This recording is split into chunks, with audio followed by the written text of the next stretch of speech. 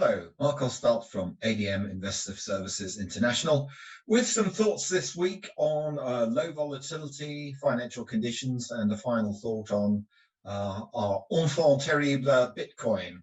But let's start off with US financial conditions. We haven't had a look at this chart for a while. I've taken it on a very, very long-term perspective pre the global financial crisis, just to emphasize the point that US financial conditions now are lower than they ever have been. Obviously, it's not surprising given interest rates are low, given that central banks continue to keep on pumping in liquidity and continue to promise to keep on pumping in liquidity until such time as both inflation starts showing signs of a permanent pickup, which they believe to be transitory at the moment, and secondly, labor markets recover, which may take a rather while longer. But it is this loose financial conditions which is clearly driving everything in financial markets for the time being, and above all, the central bank assurance on inflation. So my next three charts are all about volatility. The first one is the Vix Volatility Index. I think the important part here is how it's been very much suppressed, and big spikes in volatility are still being sold off and crushed down.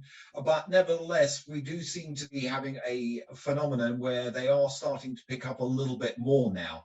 And I think with the higher inflation numbers that we keep on getting in a number of countries, this will continue to be a phenomenon, particularly given valuations in most asset classes remain high. The next one is the US Treasury Move Volatility Index.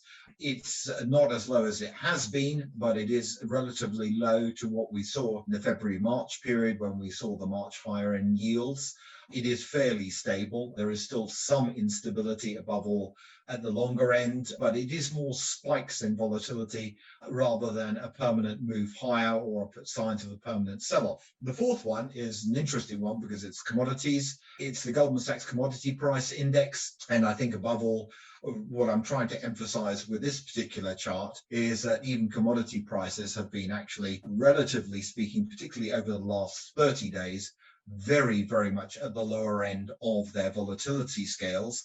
And that is something, as one can see from the chart, which doesn't tend to last for that long. We tend to get spikes higher, both in 30-day and in terms of longer-term moves. And that's probably where the risk lies with commodities at the current time. So that's important, as is the fifth part, which is the US dollar index. Now, the US dollar index clearly coming under a good deal of pressure. One could certainly argue that it's a concern about the US levels of debt, but I think it's primarily, above all, about the fact that there is a narrowing spread between US Treasury yields and, above all, Eurozone yields, particularly bond yields, where we've really got differentiation here in recovery timelines. We are more focused on the Eurozone recovery timeline, which we despaired about, and now that it's picking up, so we now worry about maybe the ECB moving back or withdrawing some of the liquidity that we've had.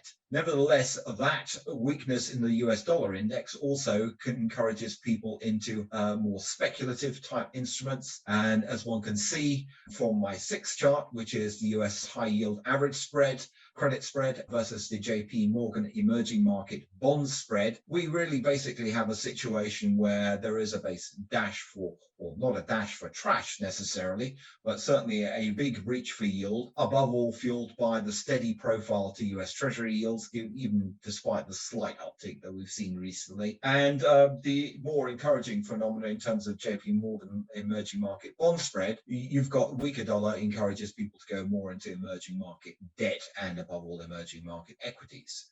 So the final chart for today is Bitcoin. Really, I think there's a couple of simple points to make here. One, this spectacular move down that we've seen from nearly 65,000 down to below 40,000 today.